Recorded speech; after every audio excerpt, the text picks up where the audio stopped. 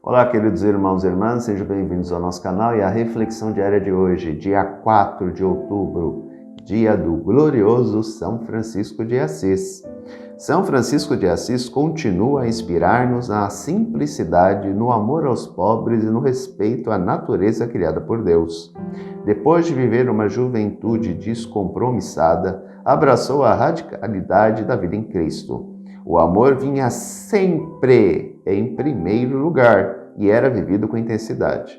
Seu espírito inovador nos interroga: como viver hoje a radicalidade da fé e ser comprometido com o reino? Demos graças a Deus pelo excelso dom que foi para nós São Francisco de Assis. Duas coisas que eu gostaria de partilhar com vocês. A primeira, São Francisco de Assis é o meu santo de devoção. Eu tenho muita devoção por ele. Foi o primeiro santo, tanto que eu quis, no primeiro momento da minha vocação, eu quis ser franciscano. Acabei não indo por causa da questão de que, como franciscano, eu poderia estar em qualquer parte do mundo. E como diocesano, eu estaria só na Baixada Santista. Então pensei na minha família, principalmente os meus pais. Então preferi ser padre diocesano. E São Pio de Pietrelcina, que também era um capuchinho, que era uma ramificação dos franciscanos. Madre Teresa de Calcutá. São os 3 santos de devoção que eu tenho. Então São Francisco foi o primeiro santo que eu li a história, poderia dizer assim, né? Então isso me impactou muito a vida de Francisco de Assis. E outra, o segundo ponto que eu queria partilhar com vocês é a questão do compromisso, né? Como diz o comentário aqui do texto de hoje, ele vivia uma juventude descompromissada. Os jovens hoje sempre foram vistos como pessoas que não querem assumir compromissos. O problema é que hoje nós temos uma sociedade que não quer saber de compromissos. Essa é a verdade. Não é só algo característico da juventude, né? Hoje é de todos. Hoje você vai pedir para as pessoas terem uma vida de fé, elas dizem que não tem tempo.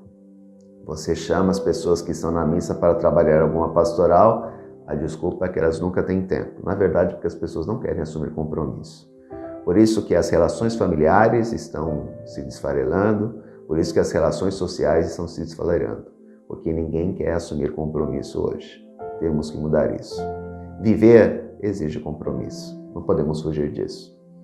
Tem pessoas que fogem do compromisso como o diabo foge da cruz. Não. Uma vida sem compromisso é uma vida vazia. Então, todos nós temos os nossos compromissos, como cidadãos brasileiros e como cristãos. O evangelho de hoje, queridos irmãos e irmãs, é o evangelho de Lucas 10, capítulo do 38, versículos do 38 ao 42. Naquele tempo, Jesus entrou no povoado e certa mulher de nome Marta recebeu-o em sua casa. Sua irmã, chamada Maria, sentou-se aos pés do Senhor e escutava a sua palavra. Marta, porém, estava ocupada com muitos afazeres. Ela aproximou-se e disse: Senhor, não te importas que minha irmã me deixe sozinha com todo o serviço? Manda que ela me venha ajudar. O Senhor, porém, lhe respondeu: Marta, Marta, tu te preocupas e andas agitada por muitas coisas. Porém, só uma coisa é necessária. Maria escolheu a melhor parte e esta não lhe será tirada. No primeiro momento, causa impacto essa atitude de Jesus, né? Como assim? A mulher está trabalhando lá, está dando duro, preparando uma refeição para ele, vai cobrar da irmã que está sentadinha lá nos pés do Senhor e ele ainda dá um puxão de orelha nela? Mas aí que está. Ela estava errada porque o primeiro momento é o momento da escuta, depois da ação. Entenda, no primeiro momento nós temos que acolher a palavra. Nós temos que ser preparados pela palavra, transformados pela palavra. É o momento da escuta. Depois que eu escutei a palavra e que ela realizou a transformação, eu tenho que partir para a ação. Eu não posso ficar a vida inteira aos pés do Senhor. Isso é fato. Mas há um período, há um momento que eu tenho que estar aos pés do Senhor. Eu tenho que entender o que Ele quer de mim. Eu tenho que entrar em contato com a palavra dEle.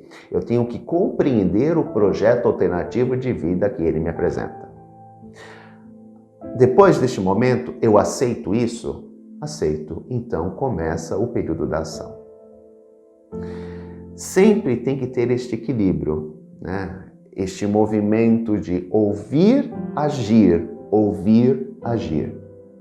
É o momento de ir e o momento de voltar. É o momento de eu me colocar aos pés do Senhor e o momento de trabalhar. Quem muito bem faz isso são os beneditinos. Eles têm como lema, de São Bento, o ora et labora. Oração e trabalho. Eu não posso ficar só na oração, senão eu me torno um beato de igreja. Estou lá rezando. E o que você faz? Nada, só rezo. Não.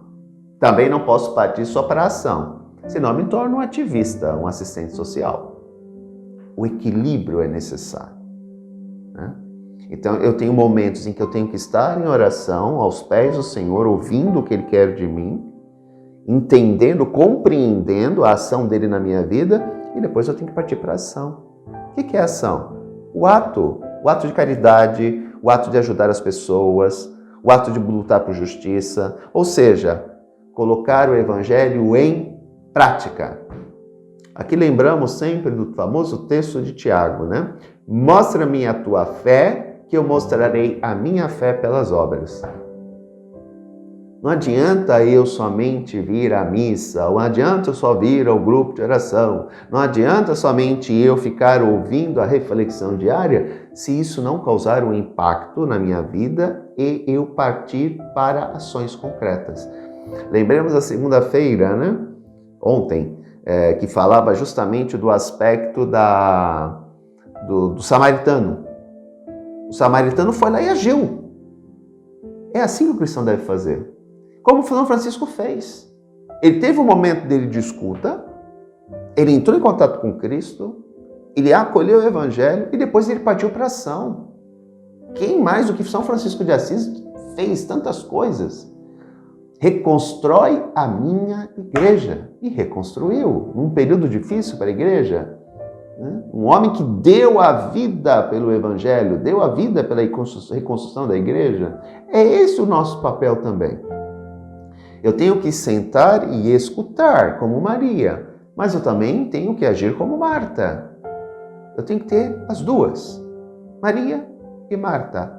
Ora et labora, oração e trabalho.